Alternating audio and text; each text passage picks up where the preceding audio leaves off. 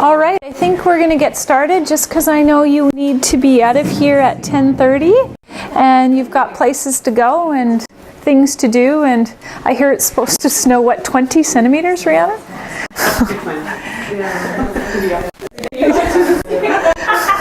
That's...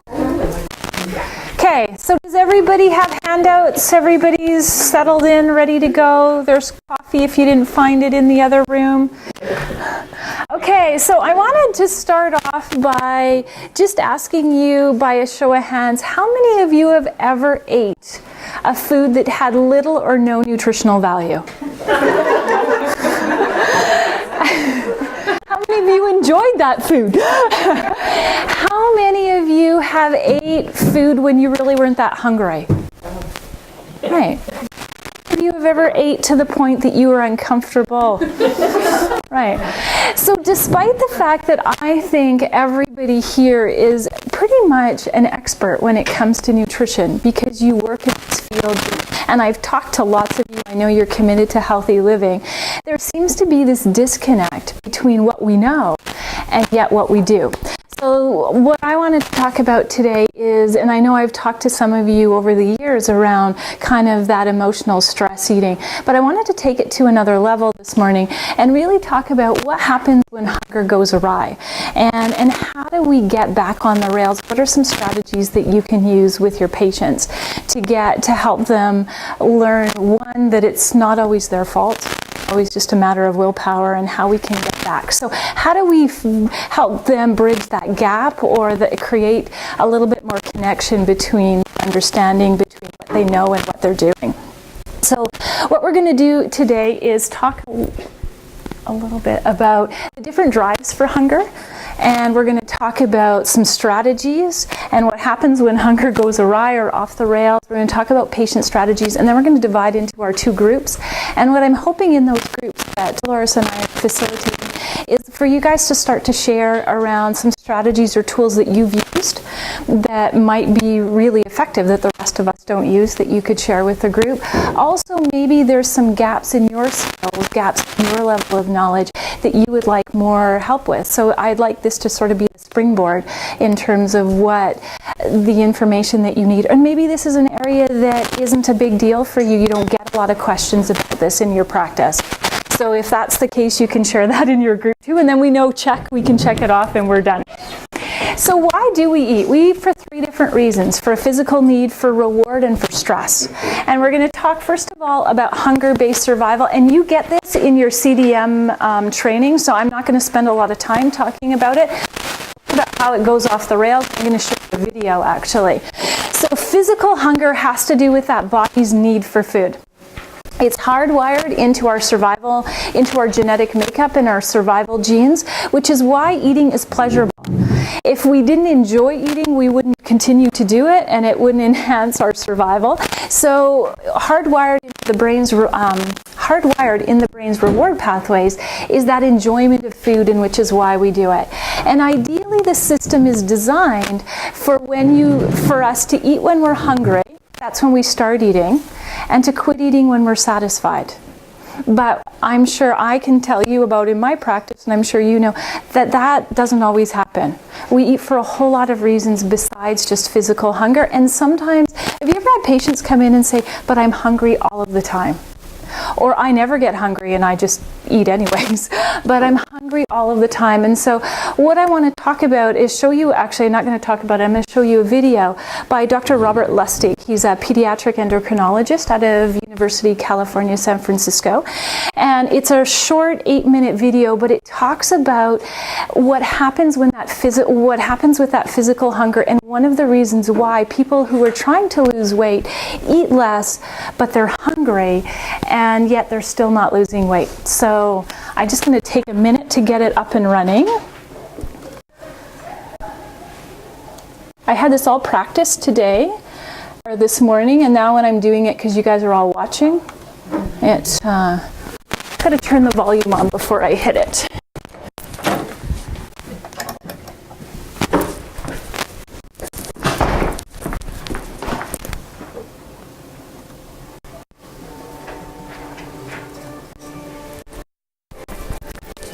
Mayo, can you flick the lights in the front, please?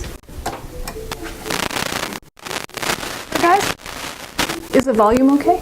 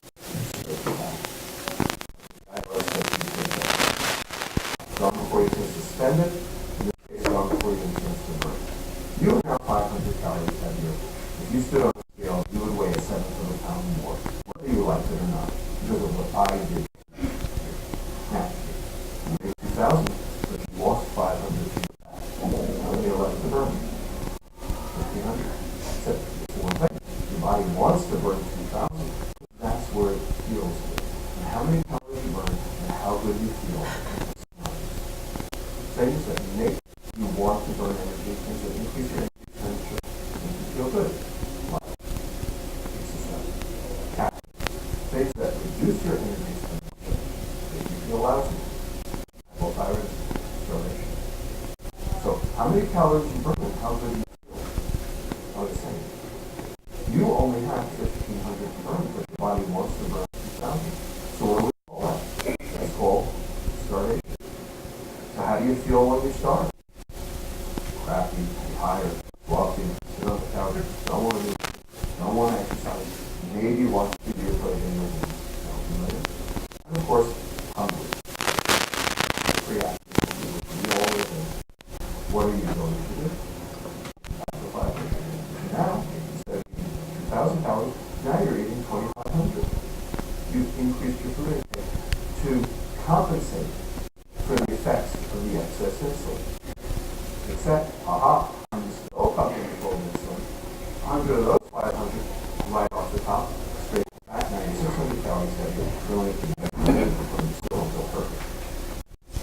So you go to the doctor, you go to the nutritionist, you say, doctor, every time I stand on the scale, I weigh more, and I don't feel so good. What's going on? Why? I don't know what it's that. You're a glutton of self. You eat too much, you exercise too little, and guess what? He's what you are. But it's not because it's not because you want to. It's because you have to. It's a biochemical drive set up by the insulin I pump you full of. You say, okay, well, that's all well good. But how does that explain what happened these 30 years? No one's pumping you full of insulin. Yes, they are. You are not full of it, you're making it yourself. But you're making it because of the change of the industrial global diet. It comes as part and parcel of that.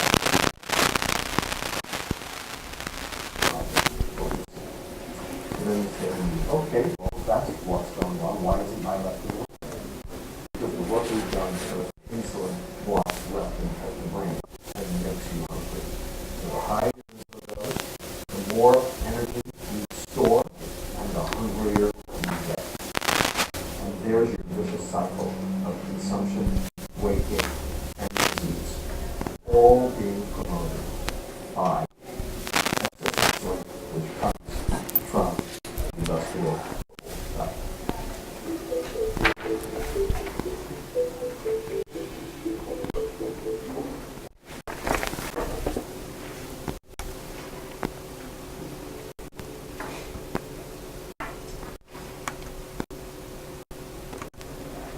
All right.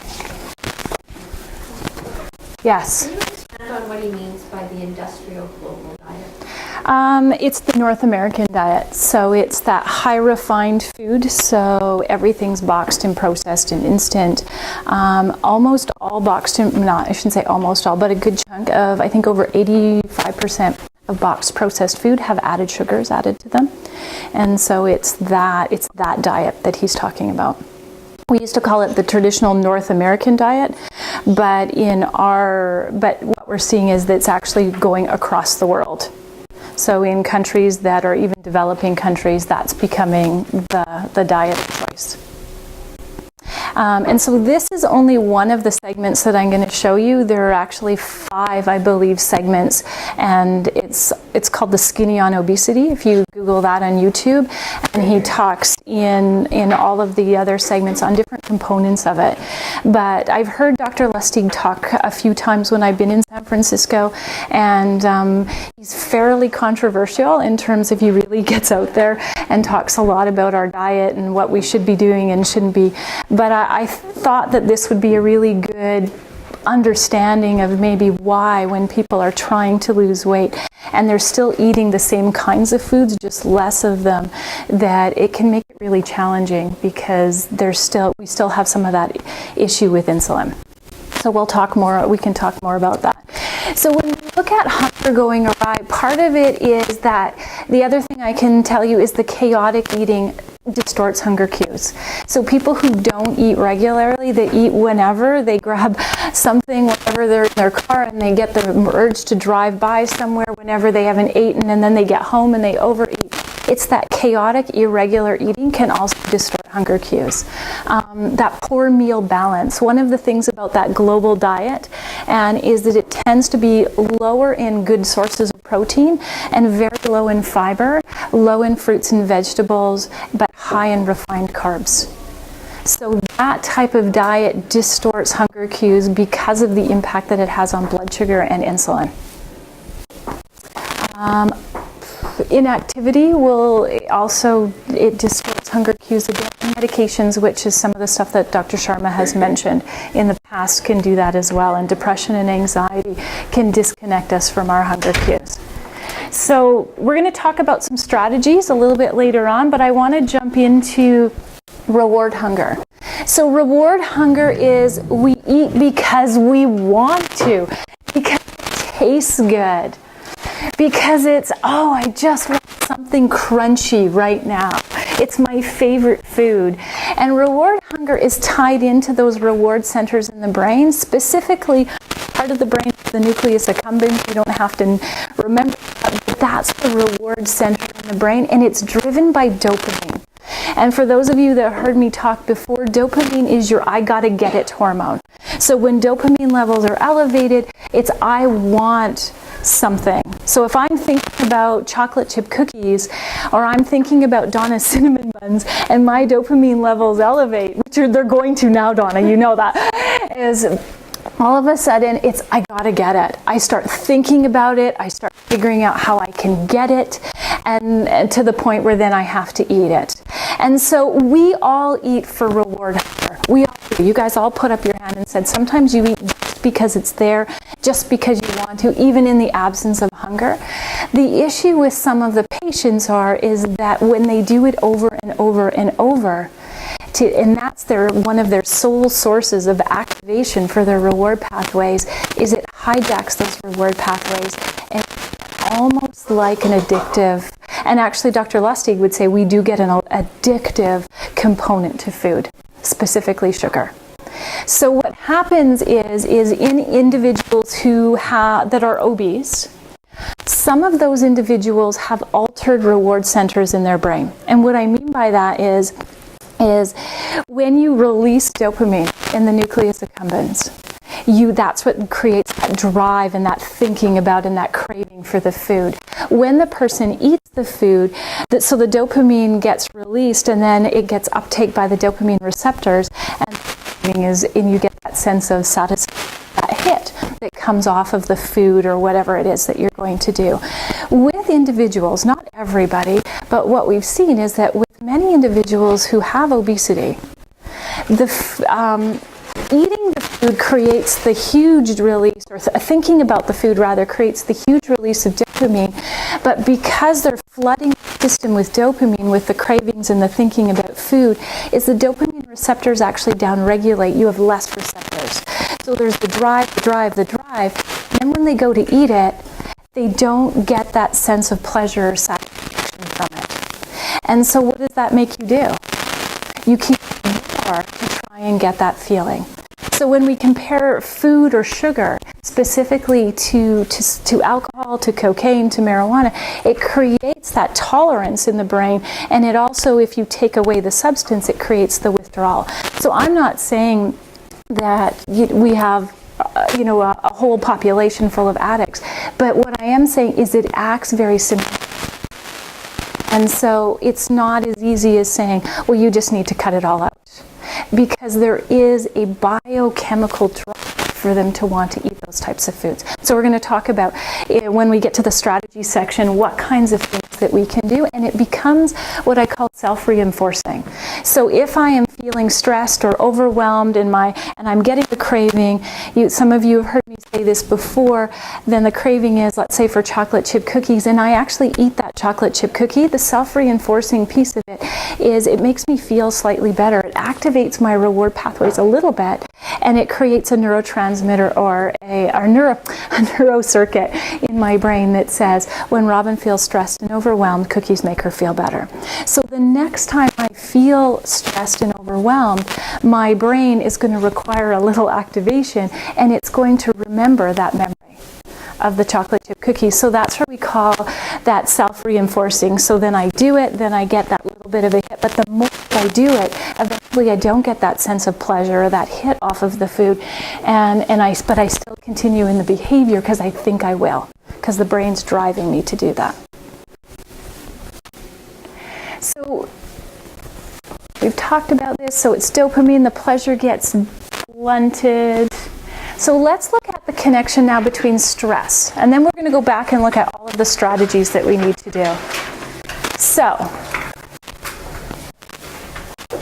your brain is basically actually I'm going to start over.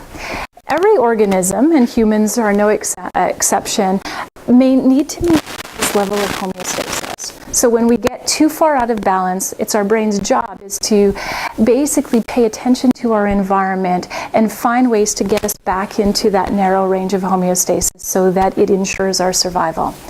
So your brain, that's its job, is to constantly be scanning your environment, making sure physically and emotionally everything is in that narrow parameter for survival.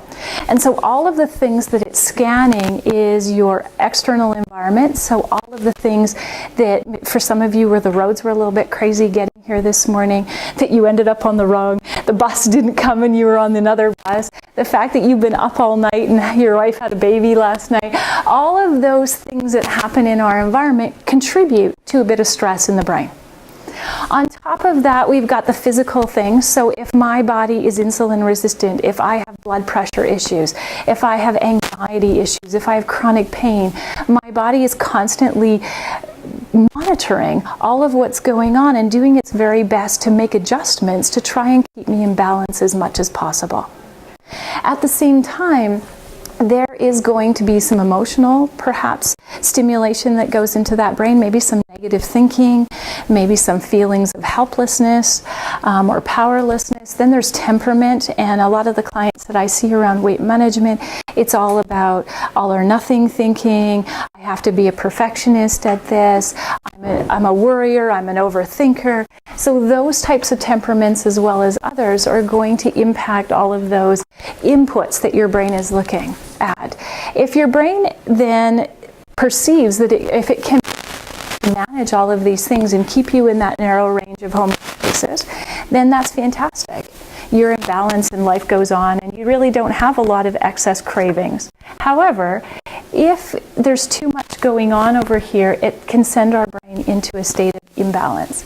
And I think I was going to just describe this piece. I was going to try and draw it out on there and it didn't really work. So what happens is when the brain goes into stress mode, the first part of the brain that hits is your alarm center in your brain, and that's called your amygdala.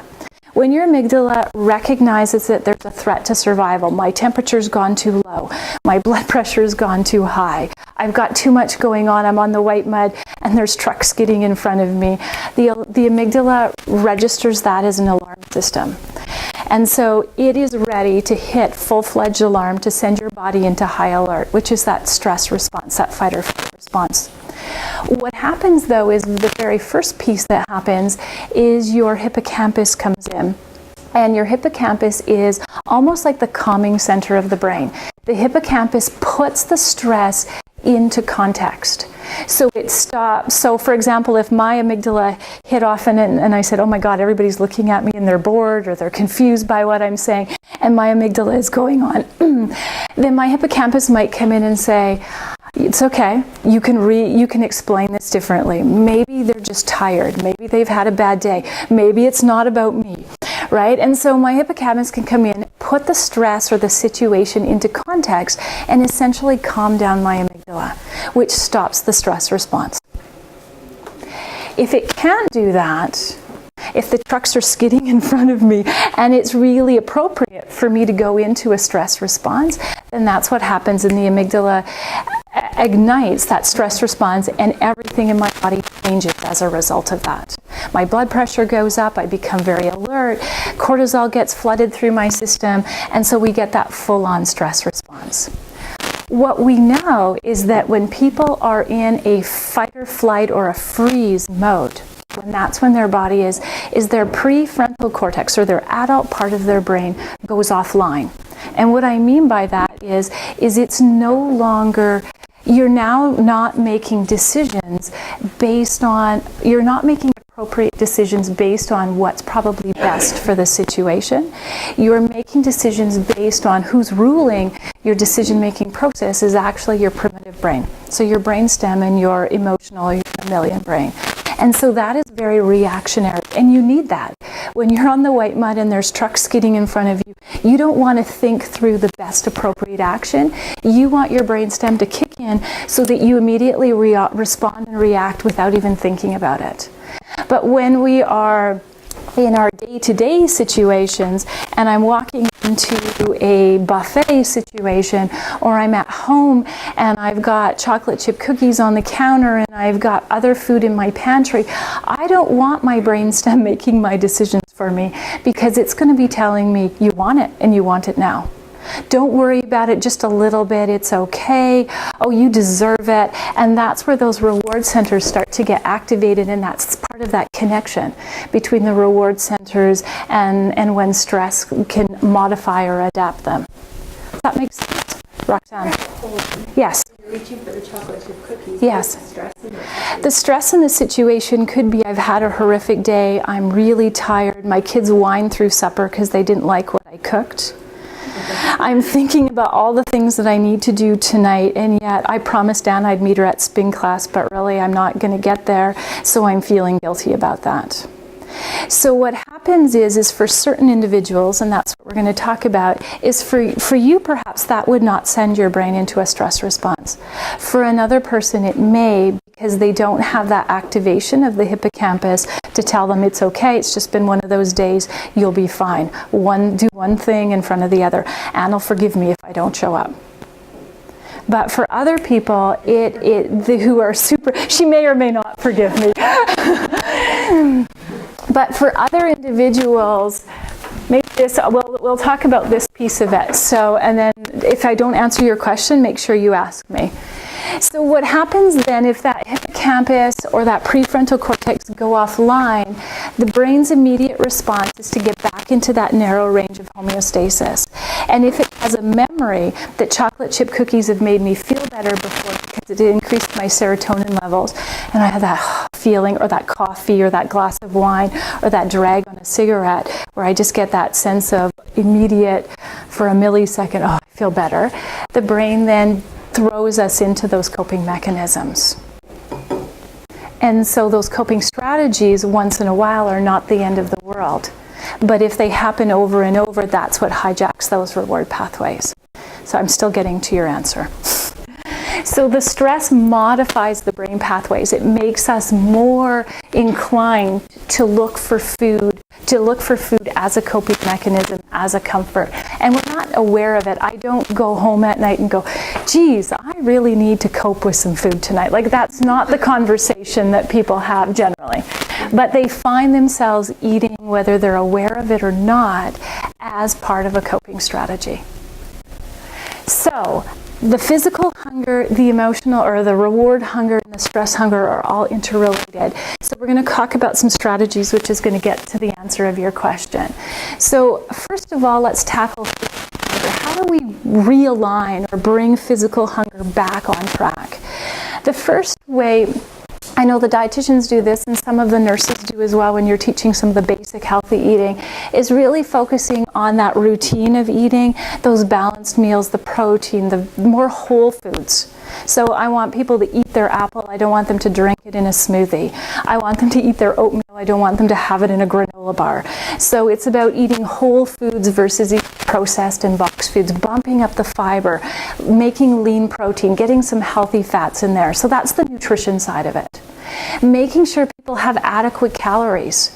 When somebody comes in and tells me they're eating 1,000 calories, inside I gasp, because I know we're not going to be that successful in the long run if I can't get them to start to eat a little bit more.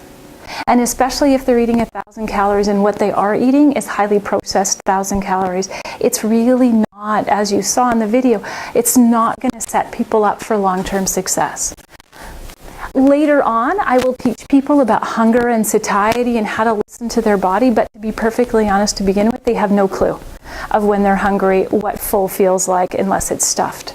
So this is some of the techniques that you can use later, and if you want more information on them, I'd be happy to provide that.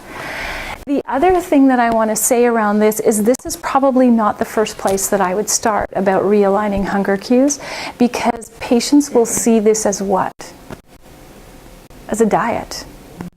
If I say, I want you to eat 3 meals a day, I want you to cut out some of the cookies, I want you to, they're going to see that as a diet, and then that's going to activate the reward pathways. So this is one of the strategies we want to work on, but it's probably not the first place that I want to start with most patients. Unless they're willing, or unless it looks like that they could tackle this and be relatively successful at it. So I would probably more likely start looking at reward and stress hunger first. So with reward hunger, what the brain is looking for is an activation of the reward pathways. So if I'm not going to use food, and I don't want them to switch to smoking, into alcohol, into shopping to activate their reward pathways, I'm going to have to teach them or encourage them to find places, to find ways to naturally reward or to naturally activate their pathways. So, how would you do that? Any ideas? Exercise, absolute, increases endorphins and dopamine levels. What else could you do? Socializing. So when you connect with another person, whether it's socially or on an emotional level, it increases oxytocin in the brain. So for the nurses, and maybe mental health, what is oxytocin? Feel-good neurotransmitter. It makes you feel warm and fuzzy. Yeah. So exercise increases endorphins, that runner's high. Connection with other people increases oxytocin.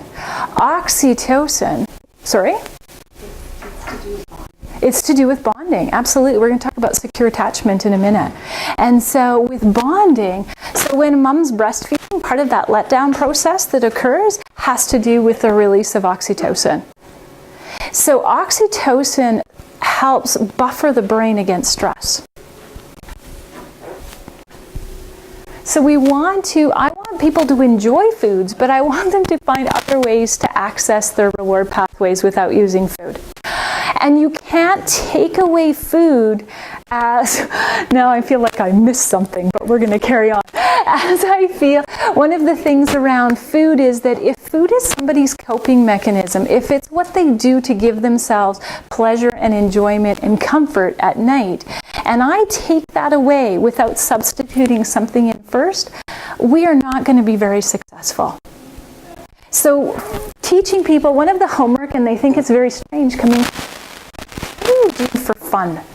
And they'll go, I don't know. And I'll say, okay, well, your homework before coming back to see me next time is I want to list the 5 things that you could do that would you find enjoyable. And they go, well, I don't know the last time I had fun. And I said, well, you probably had fun as a kid, so I want you to think about some of the things you used to do then and bring me a list of 5 things. So I want to teach them gradually how to activate their reward pathways. And I also want to, as long as it doesn't send them into a restrictive food deprivation state, I want to limit some of those highly palatable foods so it's harder for them to reward themselves with food. If I don't have it all stocked in my house, it's going to be a little bit harder to activate those reward pathways with cookies if they're not there. So I want them to work on limiting their food. Not because they're on a diet, but because I want them to work on better balancing their brain, is what I tell them. Okay, soothing stress hunger. So the very most important part is actually finding ways to strengthen that hippocampus, that prefrontal cortex. There's some work done on vagal tone or the vagal brake. I don't know if anybody's heard about that. It's work by Stephen Porges. His work is called the social engagement theory. I'll give you the Coles Notes version. With the vagal nerve that runs up from the gut into the brain. It's also connected into the muscles of the throat and the eyes and the face. And what it does is when you say your vagal brake is engaged, it actually calms down the amygdala, the stress response in the body, and it stops the stress response. So now I'm going to creep Jen out. But if I talk to Jen in a really kind, nurturing, what I call a good parent voice, and I look at her, that engages my vagal brake, and it likely engages her vagal brake, and it stops the stress response from occurring. So when a child falls down and skins their knees, and the mom gets down on the ground, and they look at them in the eye and they go, "You'll be okay. It's all good." They are using their vagal brake to stop the stress response in the child. So that's one of the things that we can do. I'll talk about it. Is it builds some secure attachment. So secure attachment, now I know mental health probably knows what secure attachment is. Diane? Could you describe it in 2 words or less, or would that put you on the spot? Well, okay, a sentence? Secure attachment is the secure base in which the child knows that their caregiver will provide for them at all costs. At all costs. So, and what a child learns through a parent responsibly parenting them is that they are seen and heard, and they are important, and their needs are important. And so throughout life, you will see that children who are securely attached are more stress resilient. Their hippocampus is further is stronger than a child who is not securely attached. And now you can be a child who is securely attached and have a disruption in attachment later in life due to trauma or something like that. But what we know is that individuals who are not securely attached are more likely to feel overwhelmed. They're more likely to be paralyzed by fear, experience hyperarousal in a stress situation, numbness, or disassociate. And those are our emotional and stress eaters. They are numbing out, they are disassociating, and they are using food as a way to do that. So one of the keys to helping is to build that secure attachment. And so the other part that I think is really interesting is when we are not securely attached, where we have a disruption in attachment, the right side of our hemisphere of our brain is stronger, we have a higher bias for that. And that leads to a more focus on negative feelings, thoughts, and experiences. It's also the avoidance part of the brain, which keeps us stuck. How many times have you seen a patient 3-4 times and they focus in on the same negative story over and over and over, and they can't seem to move through it? They are over on the left hemisphere. And so one of the things that I'm not saying we can go in and help people all become securely attached, but there are things that we can do to help build that secure attachment. And so that's what we're going to talk about, and that will help answer your question, Roxanne. So regular daily check-ins. So whether somebody is using meditation, using prayer, or what I call just a check-in where they take a deep breath. So the thought of stopping your day and taking a deep belly breath and connecting with your body actually engages part of your stress resiliency system. If I take touch, and I think it's on the next slide, but that's okay. If I take the power of touch, and if it's been a really stressful day and I just reach over and I just squeeze my arm, or I rub my shoulder, or I do something, that sense of touch also engages the hippocampus, and it helps stop that stress response. One of the things is the key that I will teach people is to do the breathing, and then eventually they want to just be able to take a step back and look at themselves and notice what's going on. I feel really worried I'm running out of time right now, or something like that. So notice what's going on, and to be able to observe it without getting caught up in the drama, and to observe it without judgment. So some of the work that I do with clients is to say, when you're eating your chocolate chip cookies or whatever at night, what's going on? I don't want you to judge it. I don't want you to criticize it. I don't want you to be ashamed of it. I just want you to notice what's going on. Why are you doing it? Because if people can see themselves without the criticism and judgment, it helps build some of that attachment, that secure attachment. You need to do it frequently. So people cannot meditate once a day. I'm not saying that's not helpful, but what I'm saying is if they're stopping and taking breaks throughout the day, the more times they can stop business as usual and engage their hippocampus and calming down their whatever's going on in their body, that's going to help. Repetition is what changes the emotional and the primitive brain. Developing that kind inner voice. Patients laugh when I tell them that because they have a very critical voice usually. So I'll say, no, I want you to talk to yourself the way that you would talk to your children. And sometimes that's not good either. Or the way you talk to your pet.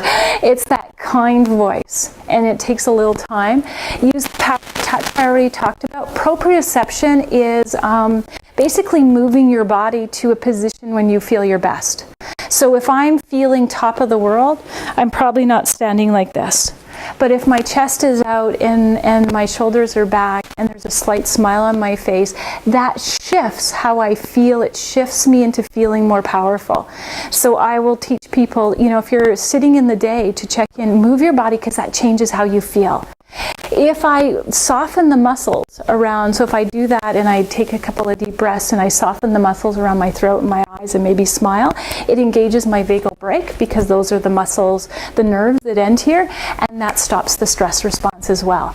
So these are all little itty bitty things that you can teach people to do that is going to help. Now, it's going to make them, from somebody that comes from trauma and abuse, change their life, but it's going to help build a little bit more balance in the day, which is going to strengthen that hippocampus, which helps them stop the stress response. Moments of joy. This is my term. You can come up with your own term if you want to. I want them to find moments of joy that connect with others. Laughter, nature, beauty, music, exercise, these are all things that activate the reward pathways in the brain naturally. So, here's a couple.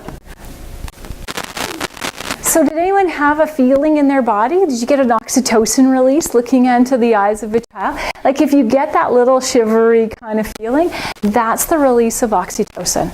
So teaching people, I have pictures that come up on my iPhone and not on my computer here, but my computer at home. So if I look at my vacation, it's like, oh, I remember that. So it could be connection with other people. It could be, if you're not a baby person, maybe you're a pet person. That might work. I know I get a lot of joy watching my kitties. Or it could be nature. So it's finding things for them to take time in their day, to take a deep breath, to look at that, and know that, oh yes, that's not just a nice thing to do. It actually changes how their brain works. It makes them more likely to be stress resilient, less likely to eat. If they are filling their day with these kinds of things, they're going to be more likely that you can pull away the cookies at the end of the day without them going into a full-blown stress response. I guarantee it. And your role as a provider, as we end, is I don't want you to underestimate the power that you have in interacting with people. Because if you use that eye contact, if you listen, if the patient feels heard and seen by you without criticism and without judgment, that helps them strengthen their secure attachment, and it helps them stop, or it helps them monitor or mitigate their stress response. So there is setting responsive limits and expectations for parents. Well, I say I'm like the good parent in the relationship with the patient, and helping them set those realistic limits, because either they're too easy on themselves or they're too hard. And my job is to find something kind of in the middle and say, does this seem reasonable to you? Oh, but I could do, no. Does this seem reasonable to you? And if they have no idea about what they could do, then I, just like I would with my son, I give them a very responsive limit. I think it would be an experiment for you to pay attention to when you're eating cookies, to jot down what's going on in your body. Could you do that? Yeah, I could? Okay, great. Thanks. See you next time. That kind of thing. So really helping them set those realistic, making them be aware, because it's not just about the willpower. So, we got all of those are in your handout, so that's all good. So we're going to break into groups. Actually, I'll answer a few questions. Do we have time, Dio? Are you paying attention to questions? Or time? Do we have time? Okay. So is there any questions before we go into our groups and groups? Yes. It's funny you mentioned moments of my husband and I were talking about that last night because I was reading an article in the Ski magazine. Yeah. And this guy stated how he was looking around and these kids were all on their iPods or whatever while they were skiing and not noticing the beautiful surroundings of why they were there in the first place. Yeah. And I think we've gotten swept up in all this technology that we don't enjoy these moments where we should be looking around and enjoying the scenery and enjoying the fact that we're on the mountain and having fun. And it's not the same engagement as it was, say, 20 years ago. Yeah, I would agree. And you actually brought up a really good point that I had wanted to mention, is those moments of joy. I've had this one fellow who told me, he goes, oh, that's just a bunch of frou-frou stuff. And I said, no, you're actually activating your left hemisphere of your brain, the part of your brain that's positive, the part of your brain that's in charge of moving you forward in growth. So if you want to stop that negative thinking and that stuck in that sense of helplessness, you need to find ways, and this is one of the ways by doing that you can activate that left hemisphere and get you moving forward, get you feeling better. And so, but I agree with you, we're also stuck on what's here, or we're also stuck on what's wrong, that we don't see the little things in life that are really quite positive. The snow is quite beautiful. As long as you're not driving in it. Yeah, and the interesting thing about the brain, and I've said this before to some of you, is it has no way of determining what happened in the past, what's happening now, and what might happen in the future. So one of the things, if you think about, because I just know you got back from your holiday, Roxanne, is if you're thinking about your time in the Dominican, and you think about what the sun felt like on your face and the sound of the waves, your brain experiences it like you were there, or like you are there. And so the relaxation that you get in it, actually when I'm talking to you about, I can feel that in my body, right? I can hear the waves, and because I've got that context of my vacations. And so that changes physiologically, that changes your body. So I have a question, because I haven't sat in on any of the craving change ways or the managing emotions classes. Those are some of the things you teach people to work on, right? Is some of the positive thinking and things like those are great programs to teach patients to help to, when we're looking at, managing food and weight and chronic disease, those are skills that they need to learn because it helps them be more stress resilient. So when they do come home and it was a horrible drive and they spent an hour and a half in traffic and they didn't get supper made and their kids are whining and, whatever, the dishwasher breaks down and all of this stuff, it allows people a bit of a buffer that they aren't going to go into a stress. They have more resiliency. They go, because I know you've probably seen people that all this stuff happens to them and they just persevere and they just keep going through, whereas other people, it's a total meltdown. Their world comes to a stop with little things that happen.